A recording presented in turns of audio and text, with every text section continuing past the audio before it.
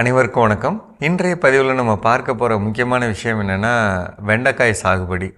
ஆக்சுவலாக வெண்டைக்காய் அப்படிங்கிறது பல்வேறு உபயோகங்களுக்காக போகிற ஒரு முக்கியமான தாவர பயிராக இருந்தாலும் இந்த காலத்தில் நமக்கு உதாரணத்துக்குங்க மழைக்காலம், அதுக்கு அடுத்து வரக்கூடிய பனிக்காலத்தில் அதிகமான தேவையும் அதிகமான விலையும் கிடைக்கக்கூடிய வகையிலான ஒரு முக்கியமான தாவரம்ங்க.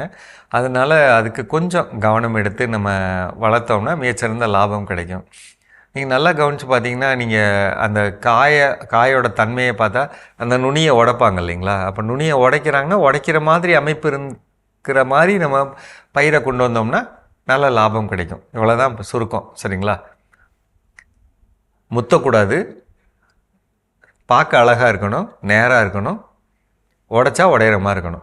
அப்போ அதுக்கு என்ன செய்யணும்? ரெண்டே விஷயந்தான். ஒன்று, தழைச்சத்து நிறைய உருவாகிறதுக்கு மணிச்சத்து வேணும். உடம்பு நல்லா கட்டமைப்பாக வர்றதுக்கு தழைச்சத்தும் சாம்பல் சத்தும் முக்கியம். அது எந்த விதத்துலையும் வளையாமல் இருக்கிறதுக்கு போரான் சத்து முக்கியம்.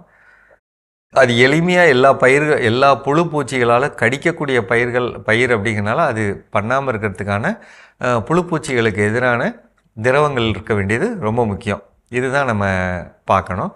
அப்போ நம்ம என்ன செய்யலாம் அப்படின்னா, ஆரம்ப காலத்துலேருந்து பூச்சி விரட்டி திரவம் ஒரு தடவைக்கு ஒரு தடவை அப்படி தெளிச்சுக்கலாம். நம்மக்கிட்ட என்ன பூச்சி விரட்டி திரவம் இருக்கோ 1வது நாள் 15வது நாள் அப்படி நம்ம தெளிச்சுக்கிட்டு வரலாம்.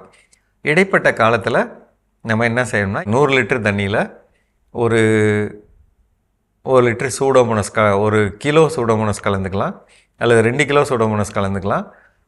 அது கூட பஞ்சகாவியா 2 லிட்ரு, ஹியூமிக் அமிலமும் கடல் பாசி உரமும் அரை லிட்ரு, சோலுபார் 200 மில்லி, அப்சா 60 மில்லி இது கலந்து, இது கூட பஞ்சகாவியா 2 லிட்டர் கலந்து தெளிக்கலாம். இதை ஒரு சீரான இடைவெளியில் தெளிச்சுக்கிட்டே வரலாம். இப்படி தெளிச்சுட்டு வரும்போது நமக்கு என்ன ஆகும் அப்படின்னா, எந்த இடத்துல நம்ம வெண்டைக்காயில் தப்பு பண்ணுறாங்கன்னா, அதை உடைக்கும்போது ஒரு முத்தலாகி உடைக்கக்கூடாது. எது நமக்கு ஒரு நாள் விட்டு ஒரு நாள் அதை உடைக்க வேண்டிய டைம் அப்படின்னா, எப்படியாவது அதை உடைச்சிடணும். நீங்கள் உடைக்காமல் விட்டிங்கன்னா அது முத்திடும். அது ரொம்ப வேகமாக நம்ம கொடுக்கக்கூடிய பொருள்களும் அந்த மாதிரி. இப்போ போரான்லாம் கொடுத்திங்கன்னா, சோலுபாருங்கிற போரான் பவுடர் கொடுக்குறீங்கன்னா, அது வேகமாக செல்லுக்குள்ளே வேலை செஞ்சு வேகமான வளர்ச்சியை கொண்டு வரும். அப்போ நீங்கள் ஒரு நாள் விட்டு ஒரு நாள், ஒரு சில நேரம்லாம் பார்த்திங்கன்னா தினசரி உடைக்கிற மாதிரி அமைப்பு கூட இருக்கும், அந்த ரகம் பொறுத்து.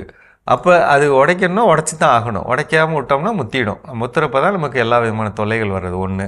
2வது, நுனி கிள்றது அப்படிங்கிற தொழில்நுட்பத்தை பண்ணணுங்க 2. 3வது தேவையில்லாத கிளைகளை வெட்டி எடுக்கிறது. கீழே அடிப்பகுதியில் இருக்கக்கூடிய அதை வெட்டி எடுக்கலாம். அப்படி செய்கிறப்ப நமக்கு முறையான காய்கள் உருவாகிறது தொடர்ந்து வந்துக்கிட்டே இருக்குங்க. அந்த மாதிரி பண்ணலாம். சரியான இடைவெளியும் வைக்கணுங்க. ரொம்ப அதிகமான இடைவெளியும் வைக்க வேண்டியதில்லை, குறைவான இடைவெளியும் ரொம்ப நெருக்கி வச்சாலும் நமக்கு லாபம் வராதுங்க, முத்தி போயிடும். ஒரு 2 அடிக்கு 2 அடி அந்த மாதிரி வச்சோம்னா ரொம்ப நல்லதுங்க. ரொம்ப நெருக்கி வச்சோம்னா காய் முத்தி போயிடுதுங்க. அது கவனம் வச்சுக்கோங்க. தரைவெளியில் இந்த சாணப்பாசி கரைசல்னு ஒன்று இருக்குது. அந்த சாணப்பாசி கரைசல் வாங்கி 200 லிட்டரில் கலந்து தரைவெளி கொடுக்கலாம், தெளித்து கொடுக்கலாம். அந்த மாதிரி கொடுக்குறப்ப நமக்கு அது தழைச்சத்து மணிச்சத்து 2ம் அதிகமாக இருக்கக்கூடிய பொருள் அப்படிங்கிறனால சாணப்பாசி கரைசல் ஆக்சுவலாக கோயம்புத்தூரில் ஒருத்தர் இலவசமாகவே கொடுக்குறாரு. வெளியில் மற்றவங்களும் வச்சுருக்காங்க. அதை நீங்களே அந்த தொழில்நுட்பத்தில் தயார் பண்ணிக்கலாம். அது ஒன்றும் பெரிய விஷயம் இல்லை. அப்படி தயார் பண்ணிக்கிட்டீங்க அப்படின்னா, இப்போ 1 லிட்டர் அவர்கிட்ட வாங்குறீங்கன்னா 200 லிட்டரில் ஊற்றி வச்சிட்டிங்கன்னா 10 நாள் கழித்து பார்த்தா 200 லிட்டர் தாய் திரவமே உங்களுக்கு உருவாகிருக்கும். அப்போ அந்த 200 லிட்டர்லேருந்து எடுத்து 40 லிட்டர் எடுத்து கலந்து தரைவெளி கொடுக்கலாம், தெளித்து கொடுக்கலாம். அந்த மாதிரி நம்ம செய்கிறது பொதுவாக வெண்டைக்காய் விவசாயத்தை பொறுத்தவரை ரொம்ப முக்கியமானது. நல்ல தரமான ரகம் எது, உங்கள் பகுதிக்கு எது நல்ல வெற்றிகரமான ரகம், 12 சென்டிமீட்டர் 13 சென்டிமீட்டர் அப்படி இருக்க மாதிரி நல்ல நீளமான ரகமாக பார்த்து நீங்கள் பண்ணால் நல்லது. வளையாமல் பார்த்துக்கிறதுக்கு அந்த போரான் ரொம்ப முக்கியம். சரிங்களா? இந்த கவனத்தோடு செய்யுங்க. வேறு எதுவும் கூடுதல் தகவல் வேணுன்னா இந்த நம்பரில் கேளுங்க. மீண்டும் சந்திப்போம்.